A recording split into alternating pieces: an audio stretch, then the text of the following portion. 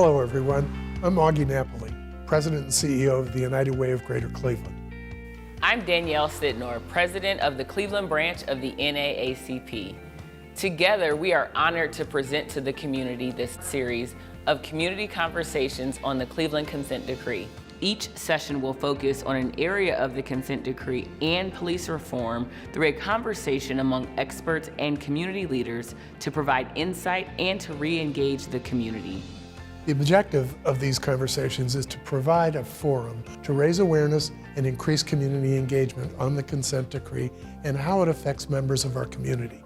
United Way's mission is being a voice for those in need.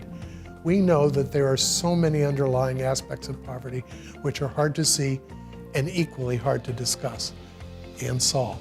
And certainly systemic racism is a main contributor to generational poverty that has afflicted our community for far too long. Not one organization can solve inequity, and I am humbled to be only a small part of a group of esteemed community leaders from whom you will have the privilege to hear in this series.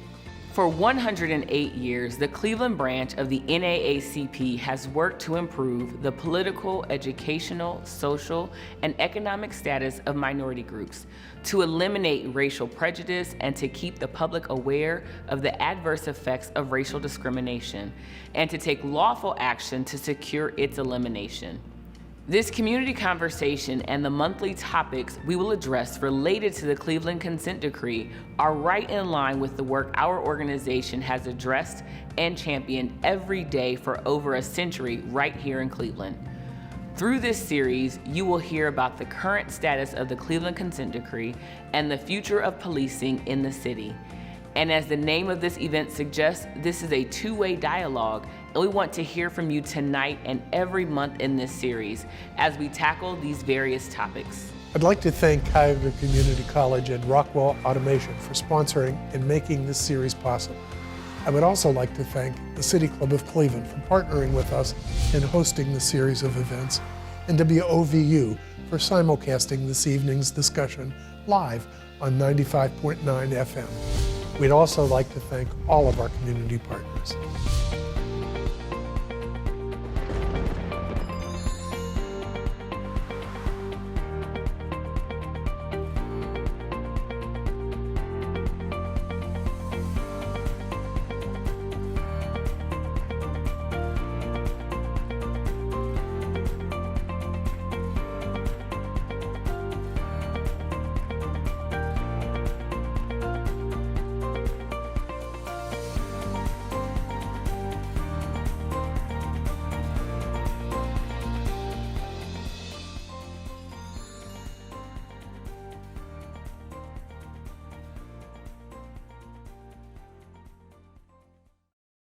Good evening, and thank you for joining us. I'm Helen Forbes Fields. Tonight's topic is search and seizure. The consent decree mandates that the Cleveland Division of Police, or CDP, conduct all investigatory stops, searches, and arrests fairly and respectfully as part of an effective overall crime prevention strategy that takes into account community values. And the CDP will continue to limit vehicle pursuits to those in which the need to capture the suspect outweighs the danger to the public. This language comes straight from the Cleveland Consent Decree. And tonight's conversation will review what has been done to accomplish these goals and what work still remains to build the trust within our community. Tonight's moderator is Lee Fisher, the Dean of the Cleveland Marshall College of Law at Cleveland State University. Lee has served as the Attorney General, Ohio Lieutenant Governor, Director of the Ohio Department of Development, Chair of the Ohio Third Frontier Commission, a state senator, and a state representative. He has also served 4 years as a charter member of the Cleveland Community Police Commission and President and CEO of the Centers for Families and Children. I'm honored to introduce tonight's conversation moderator, Lee Fisher. Thank you very much, Helen. And I want to thank you and Augie and Danielle for everything you've done for Cleveland in this series. A special thank you to United Way of Greater Cleveland and the Cleveland branch of the NAACP for inviting me to moderate this critical discussion. And thank you to the City Club for hosting this series of events, and WOVU for simulcasting the evening's discussion live on 95.9 FM. WKYC Channel 3 is live streaming this discussion tonight, and WOIO Channel 19 on cleveland19.com. Now, by the way, tonight the weather is not very good, but we're expecting a record audience because you can't go anywhere. And if you were going somewhere, you're headed back home right now. So in that respect, perhaps we'll have the largest audience we've ever had. A little warning though, just in case your internet goes out, most of you probably have literally a hotspot on your phone. Just check the settings on your phone and you'll be able to have it as a backup just in case. So that everyone understands how we'll interact as a community this evening. We'll begin with questions that I prepared for the evening conversation. Then at about 7 o'clock, there will be a public question and answer segment when questions from the community will be heard and shared with our panel. And you can start asking general questions at any time during the evening's program. And we're going to make every attempt to get all those questions answered. So you ask, how do I ask my question? Here's the answer. You text your questions to the following number, 216-307-5632. Let me say it again, and I'll say it a few more times tonight. You can text your questions to 216-307-5632. And we'd appreciate it if your questions are respectful and help to advance the dialogue. Now, as Helen Forbes told you, tonight's topic is what we call search and seizure. And I've been asked by United Way and NAACP and the panelists to just say a few words about search and seizure so you understand the background. This is something that we give to each of our students at Cleveland Marshall College of Law at Cleveland State University. What is it? It's a pocket constitution. So let me read to you one of the most important amendments to the US Constitution. It's known as the Fourth Amendment. And here's what it says. The right of the people to be secure in their persons, houses, papers, and effects against unreasonable searches and seizures shall not be violated. It goes on to say that, and no warrants shall issue, but upon probable cause, supported by oath or affirmation, and particularly describing the place to be searched and the persons or things to be seized. Now, that was written in 1791. They couldn't contemplate all the issues that would surround search and seizure in the coming centuries. What does that Fourth Amendment mean in plain language? It means that people, as well as their homes and papers and possessions, such as their car, can't be searched or taken without a good reason. Warrants can only be issued when there are grounds for suspicion, and they must describe the places to be searched and the people and the objects to be taken. There's been a lot of focus in recent years on police stop and frisk practices and whether there is racial disparity in who is stopped and frisked. One more word, and then we'll introduce our panelists.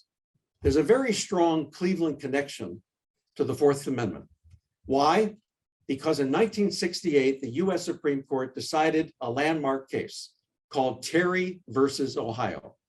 That originated right here in Cleveland, when a Cleveland police officer stopped and searched 3 men at 12th and Euclid. One of those men was John Terry. The Supreme Court held that the Fourth Amendment prohibition on unreasonable searches and seizures is not violated when the police officer stops a suspect on the street and frisks him or her without probable cause to arrest, if the police officer has a reasonable suspicion that the person is committing or has committed or is about to commit a crime and has reasonable belief that the person may be armed and presently dangerous. In fact, 2 Cleveland lawyers argued that historic case before the Supreme Court. They both were 1953 graduates of Cleveland Marshall Law School and members of our Hall of Fame. And you'll know at least one of them for sure. Louis Stokes, before he was elected to the US Congress, and Reuben Payne. Oh, and one more connection. The trial judge in Terry was Judge Bernard Friedman, who was the uncle of one of our panelists, Gordon Friedman. And that leads me to our panelists tonight. First is Gordon Friedman. He's a member of the Cleveland Community Police Commission, I had the privilege of also being a member of the commission for 4 years, and Gordon's and my service overlapped, and we worked closely on many issues. Gordon is an activist, criminal defense attorney who has worked as a civil rights lawyer for over 40 years after starting out in the public defender's office. He was the founding director of the Cleveland Free Clinic, and a special note of pride, he's a member of our Hall of Fame, as Louis Stokes is, and the longest serving adjunct professor at Cleveland Marshall, where he's taught since 1976 and currently teaches criminal procedure. Next, and by the way, I'm doing these alphabetically, is Aisha Hardaway. Aisha is the deputy monitor of the Cleveland monitoring team. She is an associate professor of law at Case Western University School of Law. Professor Hardaway teaches as a clinician in the Milton Kramer Law Clinic, and Aisha is the co-director of Case Western Reserve University's Social Justice Institute. Our next panelist is James Hardeman. James is a noted civil rights attorney who has fought racial injustice as an attorney in private practice and many years ago as an assistant city prosecutor before becoming legal director of the American Civil Liberties Union of Ohio. He's a past president of the Cleveland branch of the NAACP. And yes, I have to admit a special note, pride again. He's a 1968 graduate of our law school and a member of our Hall of Fame as well. Next is Kerry Howard. Kerry is Cleveland's Director of Public Safety. He's a former chief prosecutor for the city of Cleveland, a former assistant U.S. attorney, and he served as a major in the United States Air Force Reserves. And when I tell you the next thing, you're going to probably think I picked all these panelists myself because yes, Kerry's a 2007 graduate of our law school, but I tell you, it's just coincidence, and he's undoubtedly a future member of our Hall of Fame. Chief Calvin Williams was unable to join us this evening, but we're pleased to have Cleveland Division of Police Sergeant Kenneth Ryan with us tonight. I don't know yet whether he's on the call, but if he's not, he'll be on soon. Sergeant Ryan helped develop the division's search and seizure curriculum, in which he functions as the lead instructor for the division. Prior to his current assignment, he served as the officer in charge of the police academy, where he managed and oversaw the training of hundreds of entry police officers of the division. And we have two individuals tonight who will be present on the call to provide clarifying comments and share critical points as needed. From the United States Attorney's Office, we have Assistant U.S. Attorney Michelle Heyer, and from the City of Cleveland, we have Assistant Prosecutor Thomas Fisher. And tonight, Alicia Ellis will present the community questions at about 7 o'clock. She is the founder and creator of the multimedia platform Mas Luray. She's also the co-founder of the women's empowerment group Fierce Women on Board. Okay, that's a mouthful. Now we're ready for the panels. Welcome everyone, and thank you for taking the time to lend your expertise and perspective to tonight's dialogue. I've asked each of our panelists to give a 2-minute opening statement about their perspective on how the Cleveland consent decree deals with the issue of search and seizure and how the Cleveland Police Department should deal with search and seizure issues. So we're going to start again in alphabetical order with Gordon Friedman. Gordon, it's all yours. Thanks, Lee. As you should or do know from these series of forums, in 2014, the Justice Department became involved in incidents in the city of Cleveland involving deadly force cases, shootings by police officers, and made a determination that the city's police department and personnel had been violating the Constitution. And as a result of that, a consent decree came about in 2015 with the purpose of imposing standards upon the city of Cleveland Police Department to ensure constitutional violations were not being created and carried out by the city as it had in the past. And the consent decree, as it relates to changing the police practices and culture, is clearly not the final answer to unconstitutional policing in Cleveland. However, it does represent progress and reform as to the issues that it raises. And in particular, the consent decree as it relates to search and seizure in the Fourth Amendment Constitution is very clear about what is and is not unconstitutional conduct by law enforcement's interaction with citizens. And it clearly prohibits racial profiling, stopping people based on race or gender or their cultural background. It does away with and forbids searches based on neighborhoods, or as they say, high crime areas. And it also is clear about that a person cannot be stopped for a hunch rather than reasonable suspicion. As a member of the Cleveland Police Commission, I am the chairman of the Search and Seizure Work Group. And it is our position to examine the city's policies and to make recommendations to them, to give them input on how the city, through their policies and their general policy orders, can better serve and better communicate with the community. Our work group is made up of members of the NAACP, the ACLU, Quality Ohio, Black Shield, and the FOP, as well as 4 people with law degrees, etc. So we have met, we've analyzed the GPOs, citizens have attended our meetings. We're very concerned in terms of the rights of juveniles, particularly, as well as members of the LGBT community. A year or so back, probably a year and a half, the work group met with the city in an attempt to carry out a dialogue with the city. DOJ, Department of Justice was present, as well as others in the community. And we had a dialogue regarding what we thought our proposals for GPOs and changes as it relates to search and seizure. Hey, Gordon, this is your 30-second warning. Thanks. We thought it was a good, but I get 3 minutes, Lee. We thought you're past your 3 minutes, Gordon. I got 5 minutes. We thought that the meeting was a good meeting. Some of our recommendations were accepted. However, at a later retreat, unfortunately, the chief of police, Chief Williams, thought it was a waste of time, and DC O'Neill, his second in command, thought that we were bullying the city. I will stop there, but that reaction is reflection of the city's attitude of our input. 4 of the panelists tonight are lawyers. Asking lawyers to limit their comments to 2 minutes is a challenge, as you just saw. But we're going to try again with Aisha Hardaway. Thank you, Gordon. Watch me follow directions really well, Dean Fisher.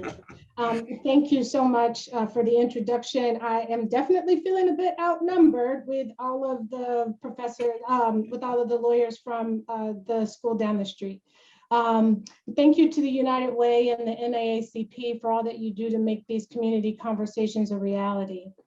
In May of 2019, the monitoring team submitted a set of policies for the court's approval to ensure that stop, searches, and arrests made by officers within the Cleveland Division of Police comply with the Fourth Amendment and other constitutional requirements. The development of those 5 policies was the result of a strong collaborative process between the city, DOJ, the monitoring team, and a dynamic and well-informed work group. You just heard Gordon talk a little bit about this, convened by the CPC that included local law professors, practitioners, and other subject matter experts. That process also included extensive community engagement to both educate community members on the legal parameters of police encounters, voluntary contacts, detention, arrests, and warrantless searches. And it also was an opportunity for the city to receive input and feedback on those proposed drafts.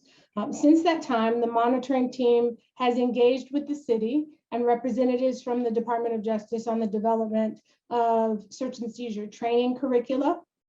The division is in the process of conducting or rolling out the second iteration of that court-approved training, and members of the monitoring team will observe and assess the delivery of it on an ongoing basis. How'd I do? You did very well. I'm impressed. Okay, thank you, Aisha. Next, we're going to go to James Hardiman. He's about to unmute himself, everybody. Okay, there he goes. Good. Can you hear me now? We can hear you now. I had started to say that I appreciate the very courteous and grandiose introduction. I wish I was worthy of it, but I'm just a humble servant, Lee. I was going to talk a little bit about how we got where we are and what the Fourth Amendment actually means, because in reality, they are just words. In practice and on the street, what does that mean to people? For a long time, we felt that the Fourth Amendment was important because in colonial days, the British had general warrants that didn't identify the place to be searched or the thing to be seized.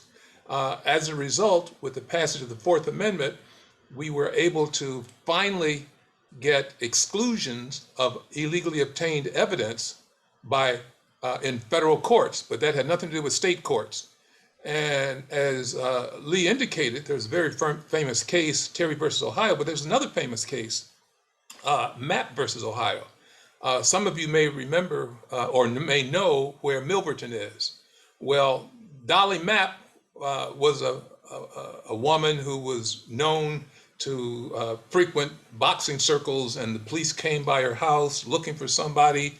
And there are names such as Shonda Burns, such as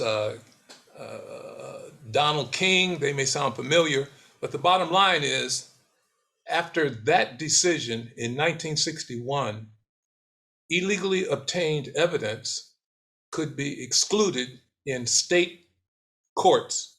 Prior to that, it was only excluded in federal courts. So how do we get where we are today? In many instances, police officers function under the assumption that the Fourth Amendment is nothing more than an obstacle that prevents them from doing their job. And I know a lot of well-minded people who take issue with that.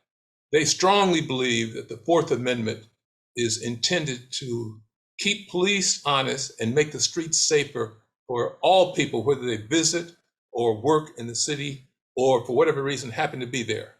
So back in 2012, and this is a little known fact, the NAACP was the first organization to write a letter to the Department of Justice and invite the Department of Justice to come in and investigate Cleveland's police department based on the fact that there were a number of instances of excessive force, illegal searches, and as a result of that, the city at a subsequent date also agreed to come in. The consent decree doesn't mention the NAACP or the ACLU, who were the first ones to request assistance from the Department of Justice, but the history books will note that they did feel that there was some reason to bring in the Department of Justice. As a result, there was a finding. After the finding, the city, kicking and screaming, signed on to a consent decree that, among other things, prohibited unreasonable searches and seizures and, quite seriously, racial profiling. James, I'm going to ask you to hold your fire right there. You'll get a chance to continue. And we're going to go to our next panelist, Carrie Howard. Carrie? Thank you, Dean Fisher. Yes, I'm proud to be from that school down the street, Cleveland Marshalls. Thank you for that. Also, thank you to United Way and the NAACP for these important conversations. The members of the Division of Police, this administration, myself, we are amongst those that take it very seriously, take the Fourth Amendment very seriously. And we affirm that by providing policies, training, and procedures to ensure that investigatory stops are done in a professional, fair, and respectful manner. Those three words are very important: professional, fair, and respectful. When our officers come into contact or interact with the citizens of the city of Cleveland, that those three words have to resonate, because that's the faith that we want the people to have when they think about the Division of Police. That's the faith. That's the way that citizens should feel about the justice system. Now, we know that historically, not just here, but around this country, that folks have not felt like the Fourth Amendment, that the Constitution, and that the laws applied equally to all citizens. And we've gone through a significant amount of transformation, still going through doing so. And the consent decree has provided an opportunity for us to engage in some self-reflection and to adjust a lot of these policies. From that, we have a bias-free policing policy. We have a youth policy. We have several policies related to search and seizure that it's important for the community to familiarize themselves with as we do train our officers in doing the same. We all have an interest in securing and protecting constitutional rights, promoting compliance with the law and policies, and ensuring that there is accountability. Not just accountability for our officers, accountability also for citizens who commit crimes and risk the safety of our communities.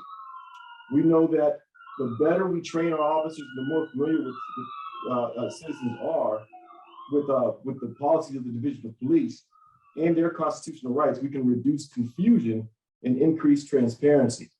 Now, I'd be remiss if I didn't mention that, I've been on for more than a year, and I can tell you that I've sat in meetings and had conversations with Chief Williams, and Chief Williams is a proponent of equitable, fair, and constitutional policing. Anyone who tells you different is not telling you the truth. There may be some breakdown in how we get there. There may be some breakdown in discussion, but it has never been the position of anyone in this administration to circumvent the Constitution as we go about, as our officers go about policing and working to make the city safe. Thank you, Kerry. And last but not least, Sergeant Kenneth Ryan.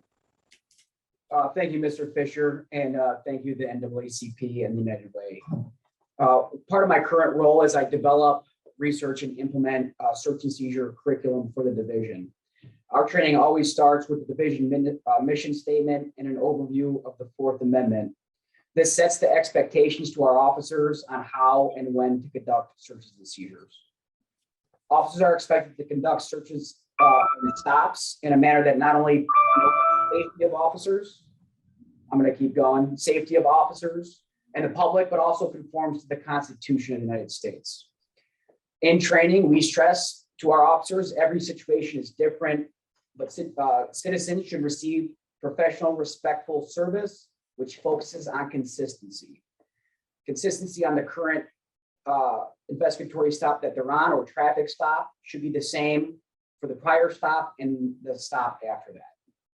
We also discuss reporting requirements and data collection forms, the importance to clearly articulate factors.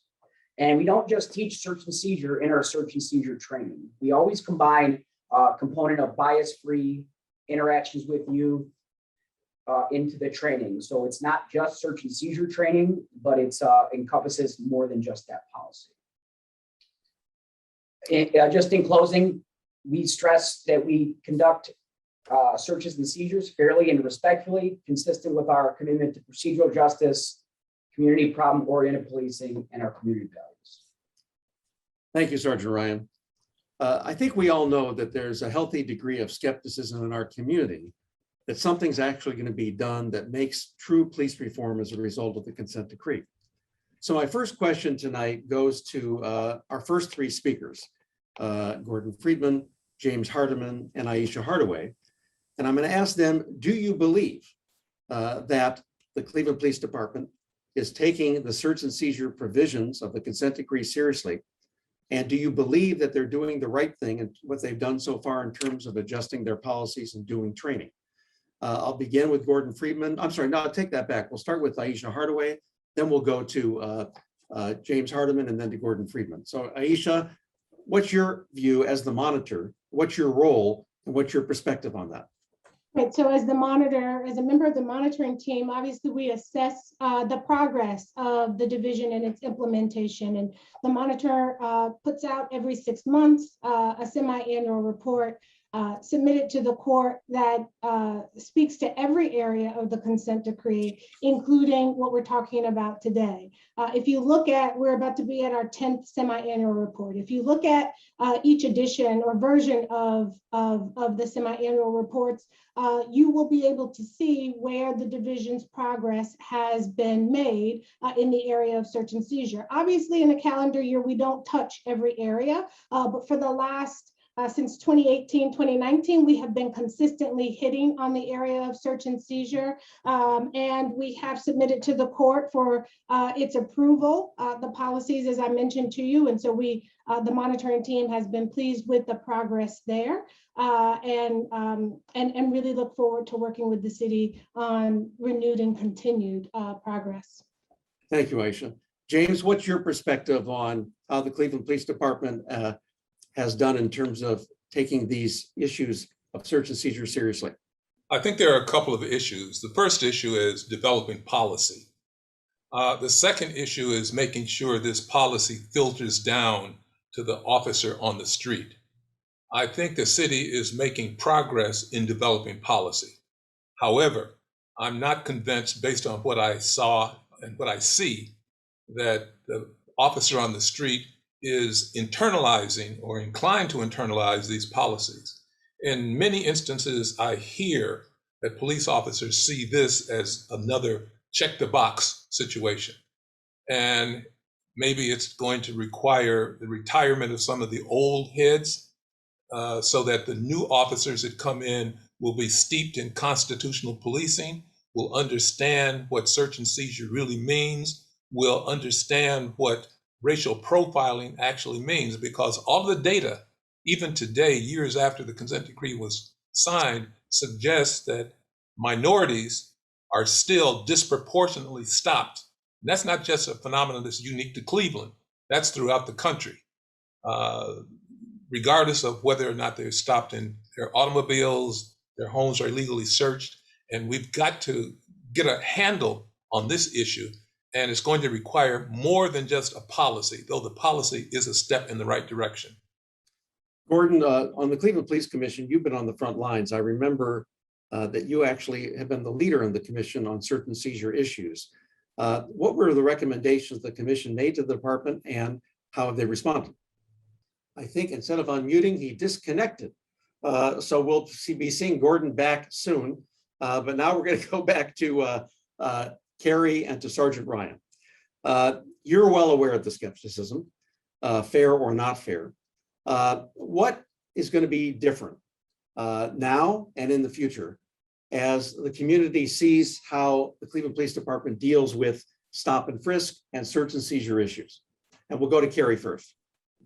So what's going to be different is going to be, it's not so much different as much as continuing. We're going to continue to advance this subject matter in training. Something that we've been adding is also accountability. Once citizens feel that they have been unconstitutionally or improperly subjected to a search or seize, we encourage them to call Office of Professional Standards so that we can become aware, so that we can hold officers accountable through discipline and through training, or a hybrid of both. That's very helpful because it changes the tone and the temperature of the environment with regard to what's tolerable and what's not, what's acceptable and what's not is a better way to say it. But really, it's going to be through our academy and through the curriculum that's being developed. And I'll let Sergeant Ryan touch on some of the training that was done in collaboration with the DOJ, the members of the consent decree, and the Cleveland Law Department. So the Academy unit works closely with the city and county prosecutor's office in developing our search and seizure training. So that has really increased our knowledge base on constitutional law. Also, they co-teach the class with us. So not only is a Cleveland police officer teaching the class, it's co-taught with either the city or county prosecutor. One of the things I just wanted to touch on is data collection forms. So in July, we rolled out a data collection form. So every time an officer does any type of investigatory stop or traffic stop, they're required to fill out a data collection form. So one of the comments was maybe it's not making it all the way down to the officers. Well, now we have a mechanism to make sure that's occurring, because those data collection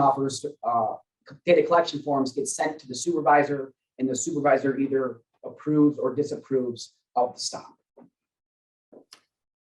One of the things that I think people hear about all the time are searches of cars.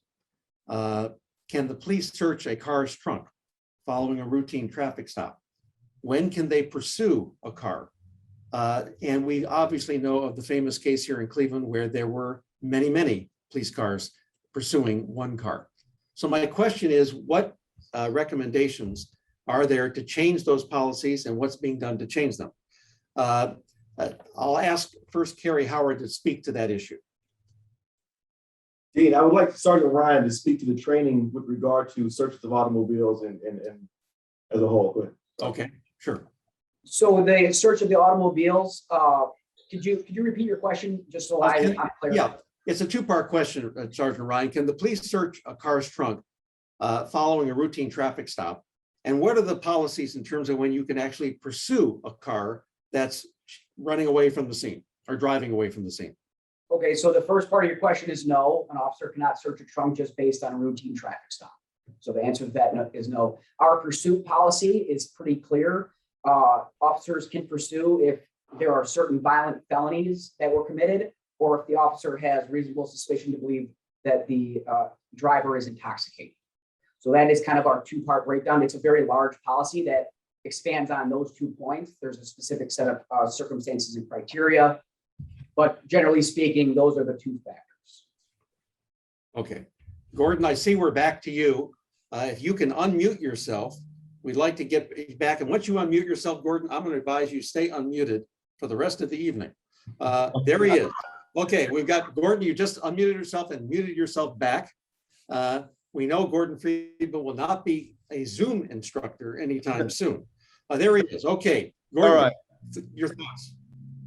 My thoughts are that I have to echo, after a long pause, Jim Harriman's comments regarding, I believe the city and the CPD have made progress on policy, some of which were recommendations that our work group recommended to them. But as he said, policy and practice are two different things. And one thing that I don't think the consent decree can do immediately, but in the future, is to change the culture of the police. And in particular, the new police officers coming in and getting training will benefit from some of the changes that have been made. One of the recommendations that our work group made to the city, which was rejected, is that we offered ourselves 3 law professors, actually in the public defender, to participate in training with the police. We believe that the police should be trained by lawyers and on areas that they are expert on. And that has been rejected by the city, at least at this point. Carrie, why can't lawyers do the training in conjunction with the police? I think Sergeant Ryan obviously is extremely well qualified to do the training, so why not have co-instructors? So they do training with lawyers. I'll touch on a point is that early on, and I was still chief prosecutor at the time, is that I had a discussion with Professor Luke Katz, who was on the CPC, about this. I did reach out to him several times by phone call and email, and I had never received any return communication. But we do have members from the city prosecutor's office and from the county prosecutor's office who collaborate on this training, observe the training, and give officers real-time feedback there as they go through scenarios and in the classroom setting. So we do have attorneys there. Members of the DOJ has observed the exercising of this training and the participation of the prosecutors. Last year, because of COVID, the training stopped, but it's restarting this year, and the county prosecutor's office is participating this year. So we do have attorneys involved with the training of search and seizure. But Carrie, those attorneys are all prosecutors. And it seems to me that you need a different view for the benefit of the police themselves. I'm not going to disagree with you, but that was the whole point of me when I sent emails and phone calls and they weren't returned. Perhaps I can get your information and reach out to you. And well, you're a former student of mine. You can call me anytime. And I'm well trained. You are that. The nice thing about these conversations, we actually get some things done and we improve communication. So I'm glad to see that. Okay, I'm going to give you a hypothetical. It's really not a hypothetical. Dean Fisher, can I interject one thing? Of course, go ahead. And please introduce yourself before you say anything. Absolutely. And you did introduce me real briefly to start. I'm an assistant prosecutor at the city of Cleveland. My name is Tom Fisher. No relation to me, right? No relation to you, Dean, Okay. no, but I am a graduate of your institution as well. Of course, of course. But I just want to point out, I was one of the 3 city prosecutors that rotated in and out of the in-service training for the police for, among other things, their search and seizure training. And so I can be another person to attest to the fact that both the city and county prosecutors offices are involved in not only the development of the curriculum, but the training itself.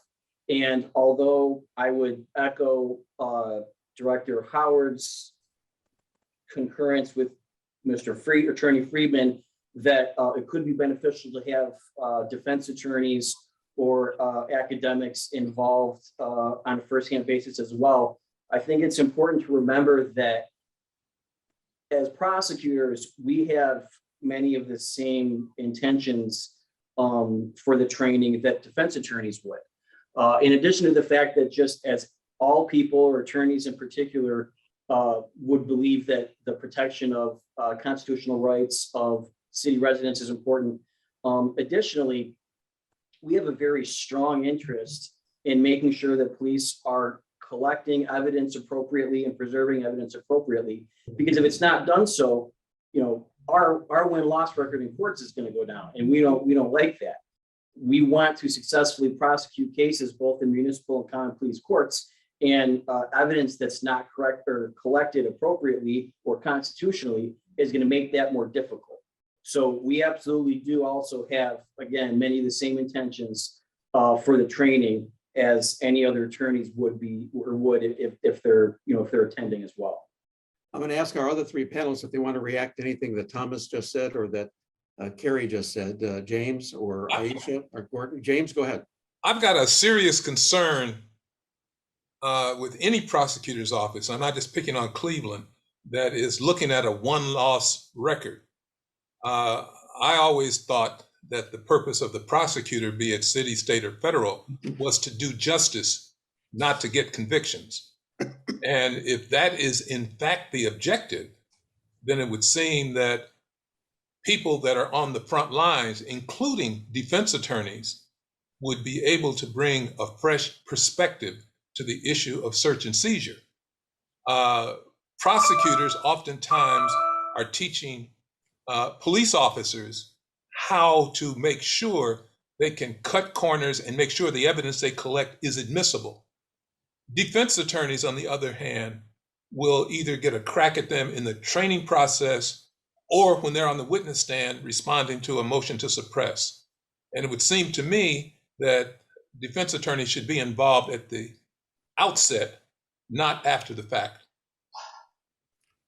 Aisha, anything you want to comment on that? With my monitoring hat? No, sir. Thank you. That's fair. Okay, you have certain limits on your role. I understand that. Okay, I'm going to give all of you a hypothetical, but it's really not much of a hypothetical. Going back to that Terry case in 1968. Let's assume for a moment that there are 3 African-American men on Euclid Avenue peering into a window in the evening into a store. There's no reports of any crime in the area. A policeman goes by. He's curious about what's happening. What can the police do in that situation, or should they do anything? I'm going to ask first Sergeant Ryan and Carrie Howard to answer that question. Sergeant Ryan, if that hypothetical is posed to you in training, what do you tell your police officers to do? So the first thing I'm going to want to do is I want to get as much information as I can. Is there a law enforcement purpose? Is that the reason the police are in the area? Maybe there were special attentions. Maybe there was break-ins in the area, something like that. So that's the first thing I want to do. I want to also know what observations do the officers see? Do they believe they have any reasonable suspicion? And if they have that reasonable suspicion, I want them to be able to clearly articulate that. So one thing I do in training, and I don't mean to dance around your answer, is when hypotheticals are posed like that to me, I say, give me more information. Give me more information. Because right now, with what you're discussing, you wouldn't be able to stop those individuals. Because there would be no basis of suspicion, and if you did stop it, it would be racial profiling, and most likely. So for that information, tell me more. Are there recent break-ins in the area? Right. The break-ins occur at night. Is it multiple people committing these break-ins? All those are going to build reasonable suspicion as to why a police officer may stop those individuals. Okay, Carrie, anything you want to add to that? No, so I would echo what Sergeant Ryan just said, and I would add that, you know, if there's a real problem, if you can't articulate why you engaged, why the officers engaged, there's a real problem. And if they can't, then it doesn't need to stop there. We need to investigate and find out what happened so that it doesn't happen again and correct that action. I'm a career prosecutor myself, and prosecutors absolutely should be justice seeking. And that means, if the evidence isn't there, dismiss the case. If the evidence wasn't obtained constitutionally, it doesn't get in. You only have one reputation and you can lose it very easily. And you have to be critical of the officers who are bringing charges to the prosecutor's office for charges. And you have to query them and dig in why those charges are justified. So in that type of situation, I would want the officers to thoroughly explain their actions. Okay, James or Gordon, do you have any perspective on that hypothetical? Lee, in your hypothetical, assuming this is on Euclid Avenue at East 12th Street, and assuming the police officers see nothing more than 3 African Americans, they have absolutely no basis to stop them. Now, they can continue to watch, which was the case in Terry. They can continue to investigate. There's nothing wrong with that. But when they take it a step further, then they are crossing constitutional bounds, and they are getting into an area about which they are justifiably complained about. They're racially profiling some people. I've had conversations with some consul people, who I will not name, but they took the position that if they see 3 or more, and these were Black consul people, if they see 3 or more African Americans, they instruct the police officers to take them down, because the streets have to be safe for the community people. And they were criticized for this, but they stood by their guns. We have to make the streets safe. Well, that is the basis as to why many people are suspicious about the police. That's the basis for a lot of litigation under 1983 against the police. And that's why racial profiling is such an insidious offense to the Black community. 1983. And I would add to that, that the standard of reasonable suspicion plays into racial profiling and plays into hunches and not probable cause. Terry was a bad decision regardless of who wrote it. It gives the police too much leeway in their contact with citizens. And besides that, reasonable suspicion only allows them to pat people down. It doesn't allow them to stop and make inquiry. Aisha, let me ask you a question in your role as the monitor, whether or not the monitoring team is looking at best practices around the country in the area of search and seizure and then comparing it to what is happening in Cleveland. Is that part of the role of the monitor, and are you doing that, you and your colleagues, that is? Yes, absolutely. As a part of the technical assistance that the monitoring team has been providing to the city, thinking about the best practices in the development of policies. As I heard the banter back and forth, it brought to mind something that the division established early on, and that was an adherence to the concept of procedural justice. Just because you can do it doesn't necessarily mean that you should do it. And wherever there's wiggle room as it relates to reasonable, being able to articulate reasonable suspicion and how that can erode legitimacy for policing, that's something that the division early on said that they recognized and were willing to put into a general police order.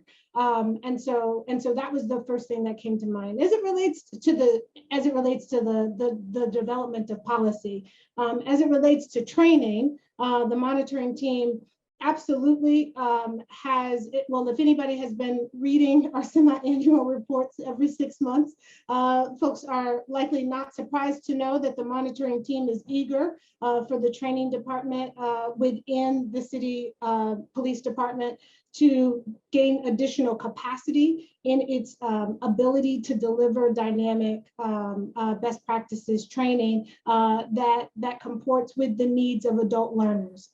That's something that we've been saying for some time, and I'm encouraged by some of the progress that's been made in the training area by the division. But and we still have more to do.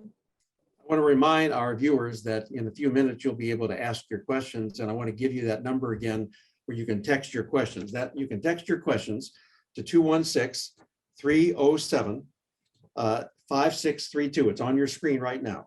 216-307-5632. Let's do it one more time because we want to hear from you. You're tired of hearing my questions. We'd rather hear your questions. 216-307-5632. Okay. I'm going to ask each of you to put your crystal ball on. We're 2 years from today. What do you hope and expect to see differently with regard to how the Cleveland Police Department deals with issues involving search and seizure? And I'm going to ask first Gordon Friedman to answer that question.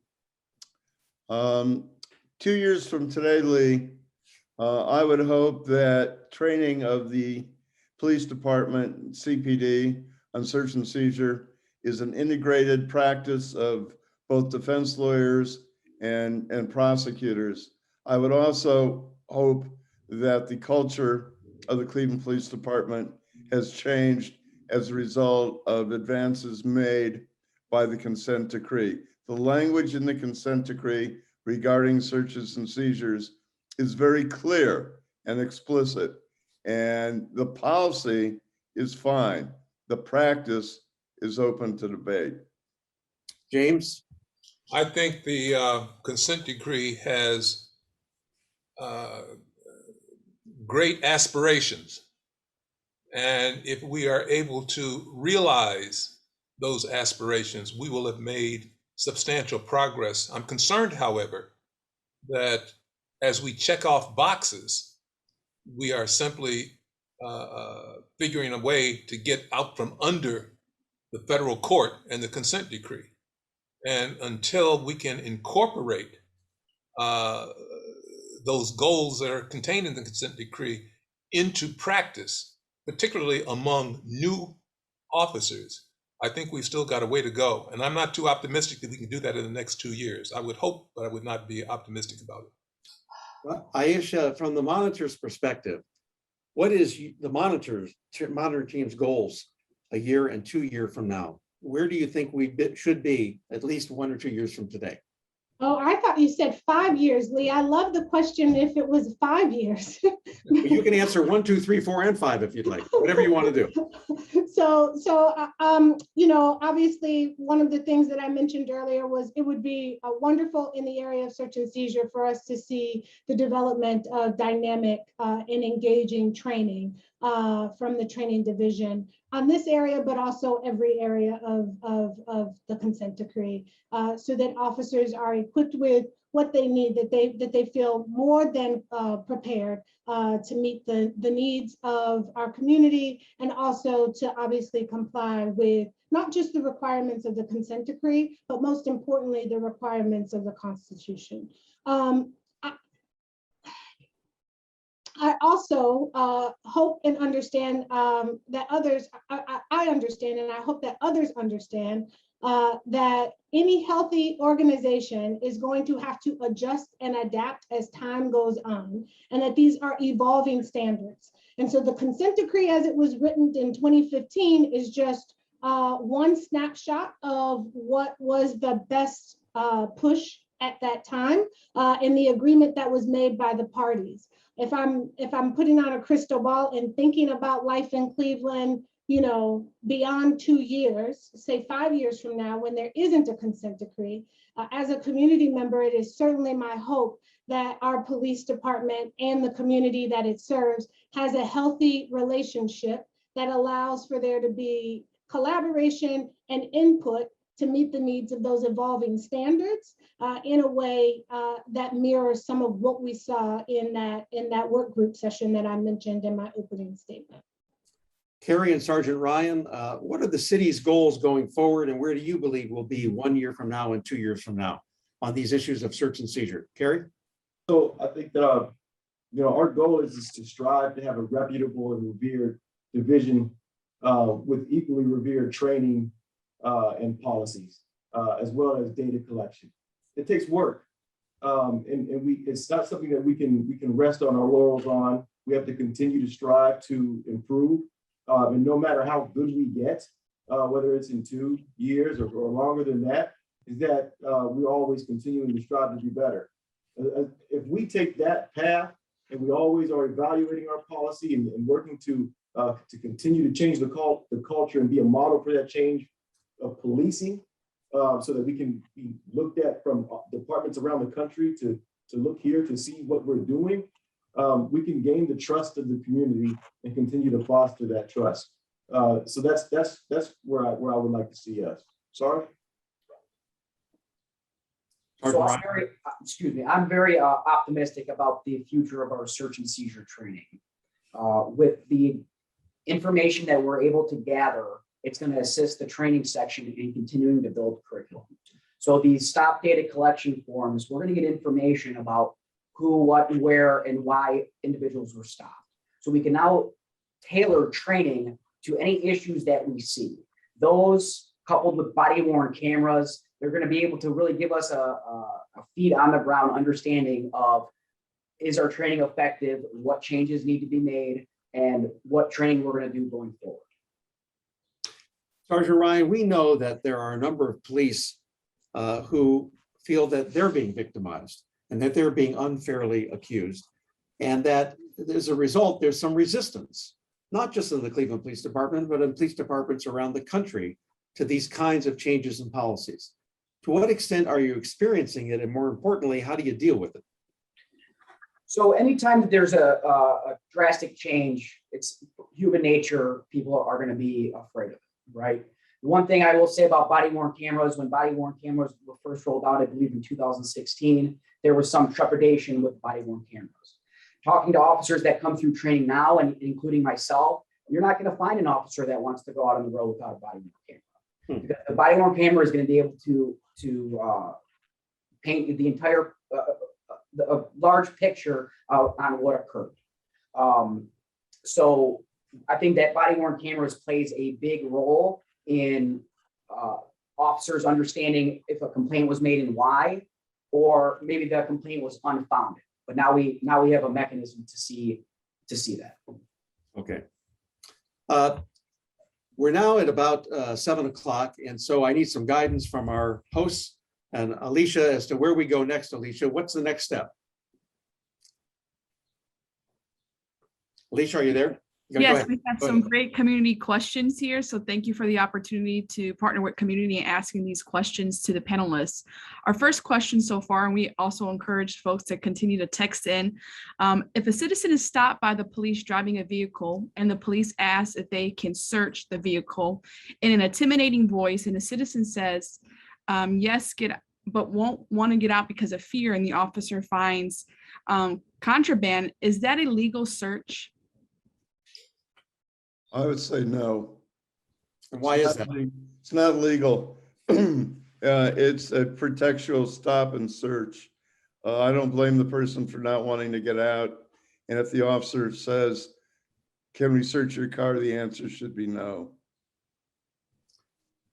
Carrie, Howard, Sergeant Ryan, do you agree with that? I just wanted to jump in. The first thing is, in that situation, I wouldn't want that officer to search my car either. One of the things we teach is if you do ask for consent for whatever reason, to not physically coerce, mentally threaten, or intimidate that individual. And if that individual in the car feels like they were coerced or intimidated, then that would not be a valid search. And one thing that the consent decree does provide for on consent searches is that the officer is obligated to tell the individual that they do not have to consent to the search. And that's a shining light on the consent decree regarding searches and seizures. So Another thing, they can decline, and that's not a basis for an arrest. yes, and what, two things to touch on that, we actually have a consent form that individuals can fill out. The officer can explain why they're asking and where they're going to look, and the individual will sign it. And one of the things we teach that we stress in training is individuals can have the right to revoke consent at any time.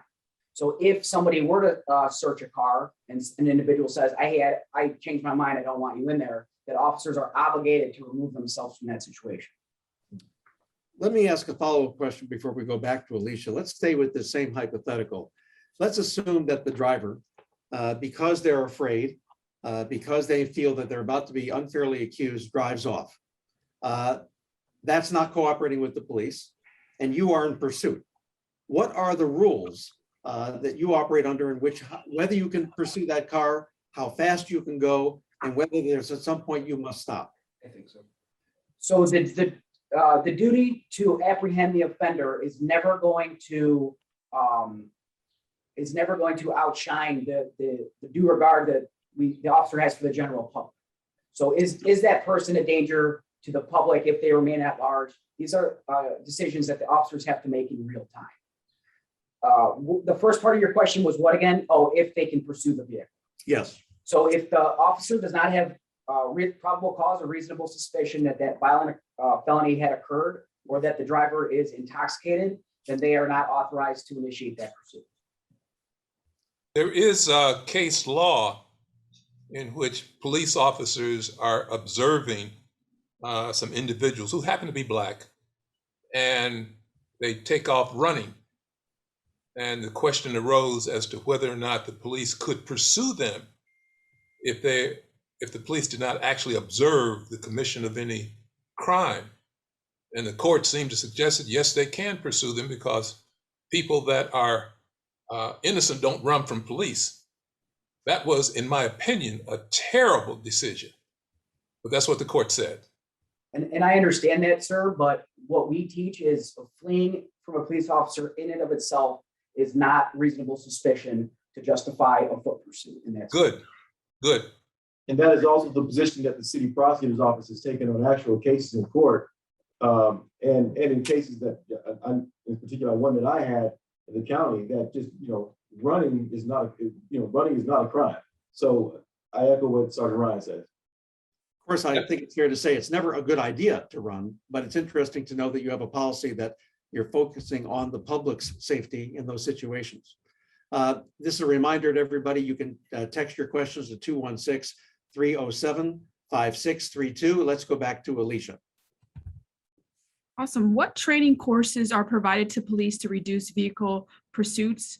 And are vehicle pursuits found to be more frequent in Black and Brown communities? If so, what is being done to fix this issue? So two-part question here. Carrie and Sergeant Ryan. Sorry, can you repeat the question? I only got a part of it. Sure, go ahead. Yes, the question is what training courses are provided to police to reduce vehicle pursuits, and are vehicle pursuits found to be more frequent in Brown and Black communities? If so, what is being done to fix the issues? So there's training on the pursuit policy that we have. I know we had a discussion about the pursuit policy some time ago, and that training of that policy, as Sergeant Ryan can elaborate on, delineates the criteria in which a pursuit can happen, and that the officers on the ground can call off a pursuit based off of the totality of the circumstances that they experience without concern for discipline. Now, we have seen pursuits in the city, really pursuits coming from outside of the city into the city, on both sides, on east side, west side, going north near the lake and south of the lake as well. But they happen throughout the city. And I'll touch on 2 points. So police officers, when they come into come to the academy, they're mandated 40 hours of emergency driving by the state. We also provide an additional 40 hours. So Cleveland police officers coming in get anywhere between 64 and 80 hours of emergency driving. The second part of your question, we also train our officers on the pursuit policy. The second part of your question is do those pursuits happen in brown or black neighborhoods? We don't have stats to be able to determine that. What we're hoping with the data collection forms, if we see something like that, then we can tailor our training and try to figure out why. And just to add to that, that would be folded into our bias-free police training as well. If any of our panelists always want to jump in and add anything else, you don't have to wait for me to even ask you. So Aisha, James, Gordon, is there anything you want to add to that before we go to the next question from Alicia? Let's go to Alicia then. Is the moderating team just checking boxes, or are they assuring that the CDP conform to the precepts of this consent decree? That's for you, Aisha. And I think that's a great question that community deserves an answer to. So I'm happy to take a stab at it. I will speak for myself if that's appropriate. I think that's most appropriate. The work that I engage in conducting audits and evaluating the policies or the training curriculum, I take that very seriously. And my goal is to be completely transparent with the department or with the division as it relates to my feedback on that. And Director Howard and Sergeant Ryan know me as a part of that work. And so my goal really is to be very forward and direct in my assessment with the hopes that the city will rise to the occasion. And I've seen that happen, as I mentioned earlier, in a few instances around this topic of search and seizure. Lee, can I add to that? Do you mind? Please go ahead.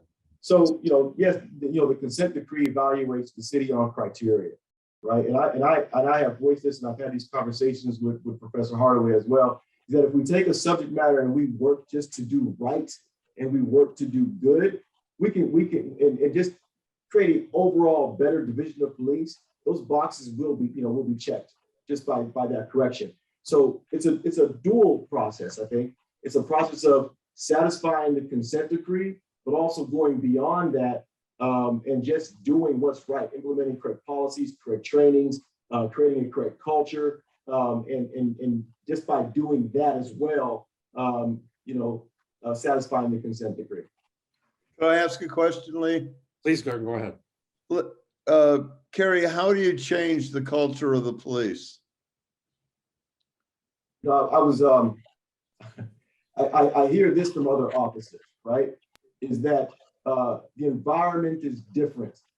There's things that may have been done in the past that you need to second think because there's a different way that we handle discipline than we have in the past. I think that has contributed to changing the culture. I think that the body cameras have assisted in changing the culture. As Sergeant Ryan stated, officers don't want to go out and leave without their body cameras.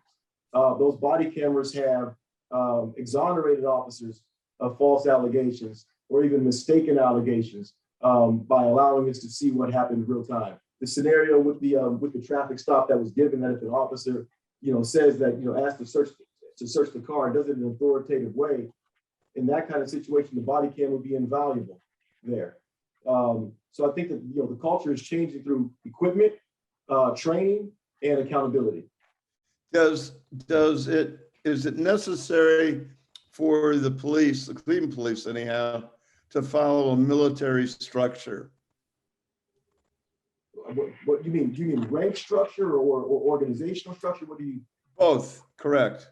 Well, so Professor Gordon, I'm in the military, Marine Corps, Air Force. I know that. Right? You have to have good order and discipline. It's a must. Without good order and discipline, you erode accountability. Everyone has a boss. Every officer in uniform that carries the same. Doesn't that, however, translate out to the street where the community members find police officers in uniform and act carrying on in a military fashion? Now you're talking about two different things. You're talking about military structure, right? Which I think aids, because if a citizen is encountering a patrol officer and says, call your sergeant, that sergeant is going to come in again. That's military rank. That's that rank structure that the citizen is relying on to come and correct perhaps a patrol officer who's doing something that they should or need to be advised by a supervisor. Now, if you're talking about a military operation, and that's what I think that you're getting to. I think that no, I think that we have the division of police. Police's civilian communities, in comparison to the military, they're civilians themselves.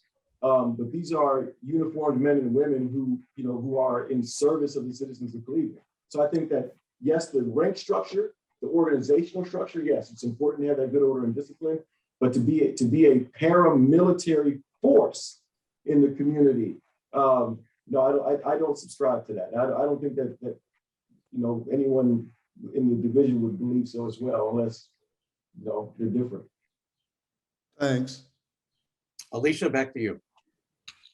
Yes, our next question here is a little bit of a statement and an observation. I'm troubled by the prosecutor's response that the search and seizure must be respected in order to collect proper evidence for convictions. How do you ensure the public rights are respected if motives are based on getting a high rate of convictions?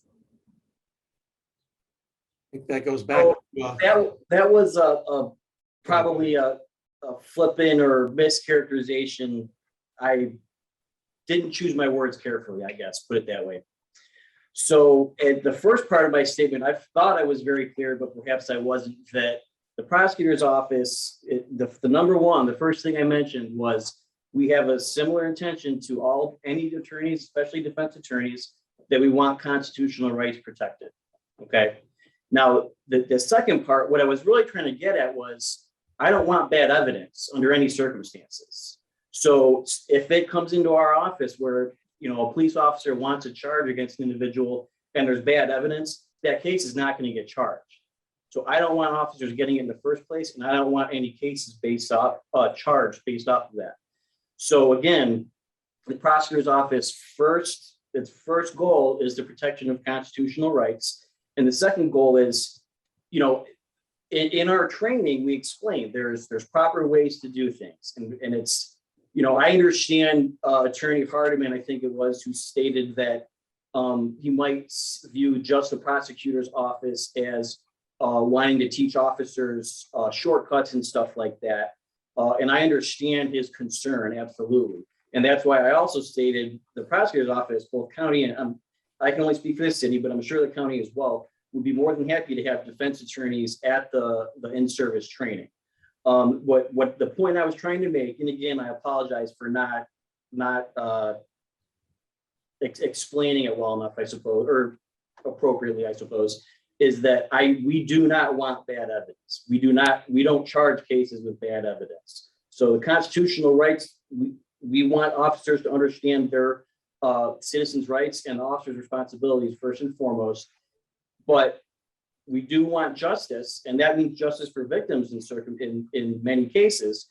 And therefore, we want constitutionally appropriately obtained evidence to try to get justice for those victims. Any other panelists have something to say on that issue? If I not, appreciate the clarity.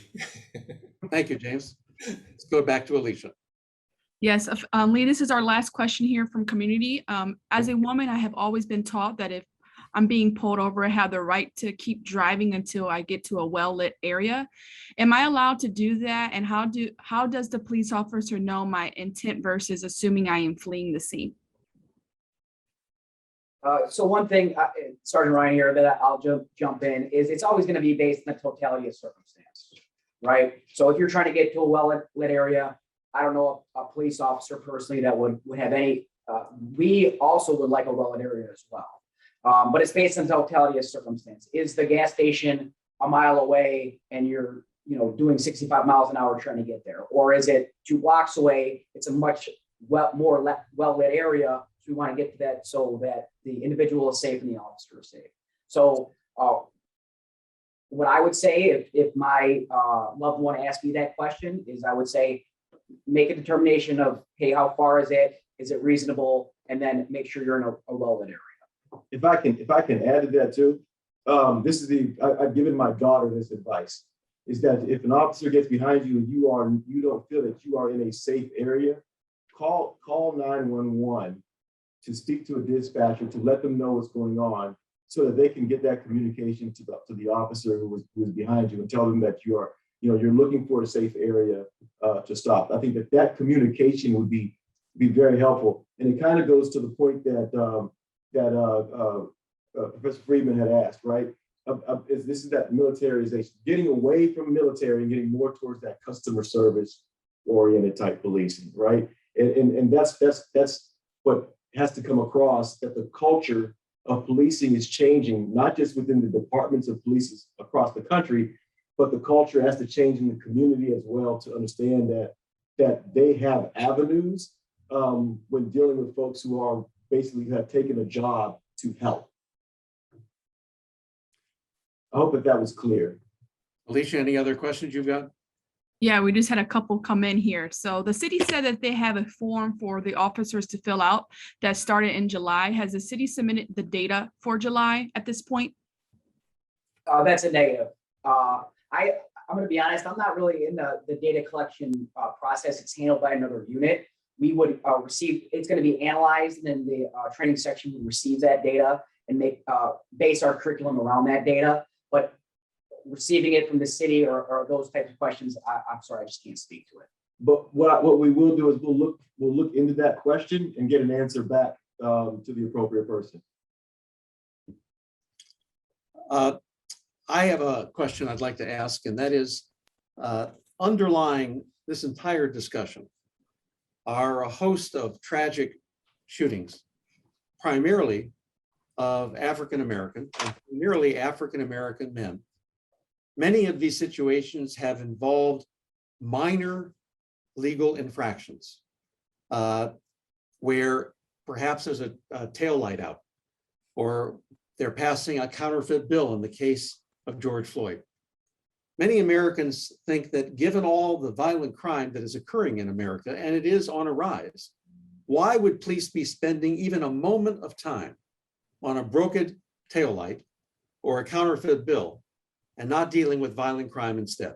It's a question I'm asked all the time, so I have to ask it, Carrie, to you and Sergeant Ryan. Thank you. Okay, there we go. So there are folks in uniform who are police officers that shouldn't be. I think that's a fair assessment. I don't think that anyone on this call would disagree with that. Anyone on this virtual meeting. We have to do a better job at training officers, but you cannot let quality of life crimes go by the wayside. You have to address both of them. They go hand in hand. Traffic stops, it's proven that traffic stops result in felony arrests of violent criminals. You have to conduct traffic stops. The manner in which the officers interact with the public, it has to change, right? We know that policing historically has a problematic root, and we have to change the rest of it going forward. That means changing the way that we hire and being more selective of who we hire as officers, providing them proper onboarding and training, reinforcing that training, and also weeding out and getting out officers who should not be officers, who possibly should have never been hired. That's very candid. Carrie, how do you do that? How do you weed them out? Say it again. How do you weed out those officers that should never have been on the police department? Especially if they've already been hired and the union is going to come to their defense regardless of what they are accused of doing. So what you have to do is you have to hold them accountable, right? This is where the body cameras come in. This is where the Office of Professional Standards, the Civilian Police Review Board, you have to hold them accountable. You also have to make sure that the environment and the culture is changing that makes them uncomfortable it's not the division of police perhaps that they signed up for. And you can't let them continue on in the uniform causing harm. Now, this is something that's very critical. You have to have citizen input, right? If something is happening, you have to have avenues, and we do have avenues for citizens to call and to file complaints. Those complaints are investigated. by the Office of Professional Standards, reviewed by the Civilian Police Review Board, and referred for charges, administrative charges, to either the chief of police or to myself or to the safety director level. You have to do that. And we've seen that. I think that many of the officers who were here at the time that the consent decree began are no longer with the division. We have a lot of people who are new police officers who have come on in the last few years that this is all they know. All they know is being a police officer under the consent decree. And it's working here. Carrie, would you allow for a police officer to be hired by the city of Cleveland who had been dismissed by another police department? So the answer to that can be simple, no. Good. Right? But due process also requires as to why, right? We have to look at it. We have sat, I think, 3 classes since I've been on, and I haven't sat in office. I can say that we've had officers who have applied, who have been let go from other police agencies, not just municipalities, right? Cleveland Clinic, RTA, other, CMHA, other law enforcement agencies for smaller, more succinct communities. But my answer would be no. As we near the end of tonight, Alicia, I would like to be able to give each of our panelists the opportunity to give closing remarks on any subject they want that's related to the Cleveland Consent Decree. Obviously, we hope it's related to search and seizure, but I'm going to give them even a little bit more latitude than that. And Aisha Hardaway, because you've been outnumbered tonight by Cleveland Marshall graduates, it's only fair to give you as much time as you want. We're going to start with you. Your closing remarks.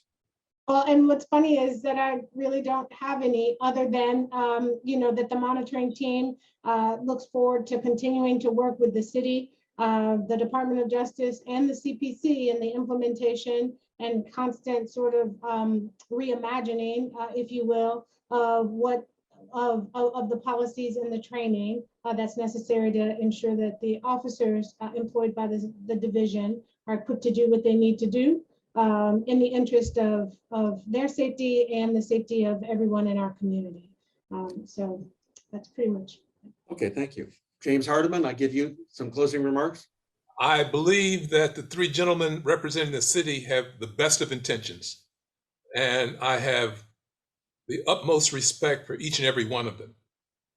But my concern is oftentimes with the police on the street, the ones that are trying to skirt the clear intent of the 4th Amendment. And in that regard, I want to quote Justice Brandeis, who was around even before I was born, and that's a long time ago.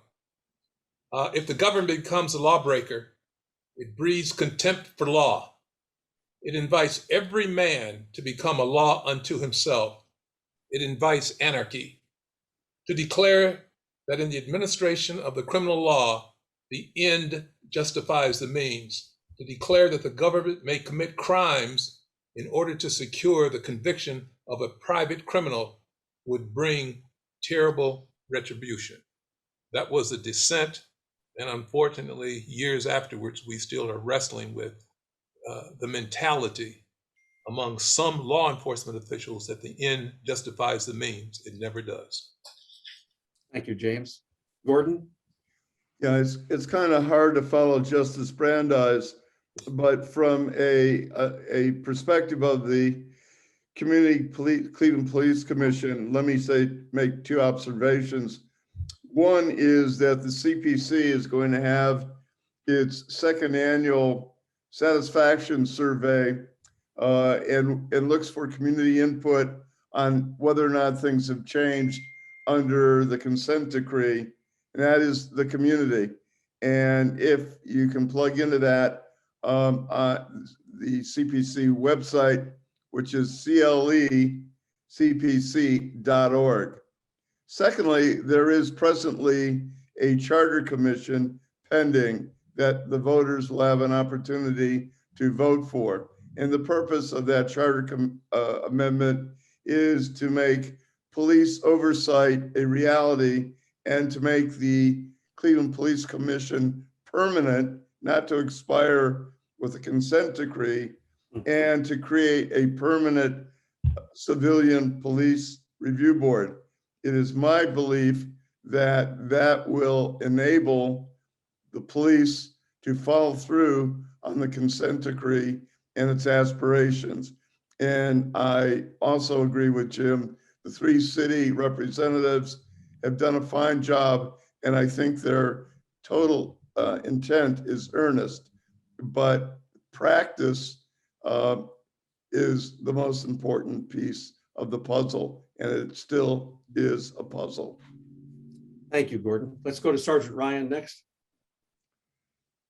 So speaking from a training perspective, the training section is prepared to use whatever tool is necessary to give the officers on the road all the information to interact with citizens. So we analyze body cams, our data collection forms, surveys. We build our curriculum, which is vetted by the prosecutor's office. And these are still foundational layers. We've only been through 2 iterations of search and seizure. Going forward, we have the county, possibly some defense attorneys as well. We're going to continue to build this machine to produce curriculum that's going to give the citizens the best interactions with the Cleveland police officers. And by the way, as the moderator, I know I'm not supposed to make a biased statement, but I hope you'll consider adding a criminal defense attorney. I think different perspectives is always better than too few. And let's go to Kerry Howard for final thoughts. So there's just a couple things I'd like to touch on is that I think that everyone has to remember that police officers, like those who enlist in the military, are a microcosm of society as a whole. And what that means is that you have all types of people who have biases and prejudices and they bring a lot of baggage with them who want to be police officers. We have put in place procedures to help filter that out, right? We have background checks, successful background checks that look at people's, any criminal history as well as their social media, boots on the ground, talking to neighbors and the people who know the applicant directly. Behavioral-based interviews so that we can check people at the door of their biases, prejudices, open-mindedness, and ability to follow instructions. Cultural competency training that we have within the division, and we're looking to broaden that as well to bring a cultural competency professional in to address and raise awareness amongst members of the Division of Police. The city of Cleveland is a diverse city, and it requires diverse officers. So we focus on that diversity and life experience also in recruitment as well. What's something that's desperately needed is we need people who live in the city to apply to be police officers in the communities where they live so that we can select officers for the Division of Police. The other thing is that I think that, and I said this last time I was on United Way calls, I urge citizens to read the Charter Amendment and find that it is much more than what is being presented. I'll say this personally, it's a bit nefarious, a bit self-serving. It's not all bad, but many sections of it is. Many sections is not just unconstitutional, I believe, but illegal. I think that we have to do a better job of telling the story about the successes of the Division of Police to its citizens and to neighboring divisions of police. And we have to do a better job of educating the community of how to exercise their voice with their councilman, their mayor, and their vote. Before I turn it back to Helen Forbes Fields for closing remarks, I want to say thank you for giving me the opportunity to moderate tonight's outstanding panel of Kerry Howard, Sergeant Ryan, Gordon Friedman, James Hardiman, and Aisha Hardaway. It's been a privilege, and I throw it back now to Helen Forbes Fields of United Way. And we certainly want to thank you, Lee, for moderating this evening's discussion. It's been a very lively and robust discussion, and it has a lot to do with the fact that you were a moderator this evening. So thank you. And thank you to all of our sponsors, Cuyahoga Community College and Rockwell Automation, as well as our many community partners for their support in bringing this important conversation to life. We also want to thank the Cleveland City Club, WOVU 95.9 FM, WOIO Cleveland, 19 News, and WKYC Studios, who live streamed tonight's conversation. Ideal Stream will also air a replay of the conversation next week on the sound of ideas. Lastly, we thank each one of our panel participants and community members for joining us on our mission to create a voice to encourage engagement, as well as advance understanding of the Cleveland Consent Decree and of one another. Our next panel discussion will be held on September 8th, and it will focus on the Cleveland Police Commission and citizen involvement, where the consent decree mandates that the City of Cleveland Division of Police will create formal and informal mechanisms that facilitate ongoing communication between the Cleveland Division of Police and the many Cleveland communities it serves. The Community Police Commission is composed of 13 members that represent the many and diverse communities within Cleveland. They also make recommendations to the Chief of Police and the City of Cleveland on policies and practices related to community and problem-oriented policing, bias-free policing, and police transparency. No doubt another robust discussion we have in store in September. So please join us by registering through our website at unitedwaycleveland.org. The registration is complimentary and open to all. So thank you once again, everyone, for joining us, and please have a wonderful evening. Good night.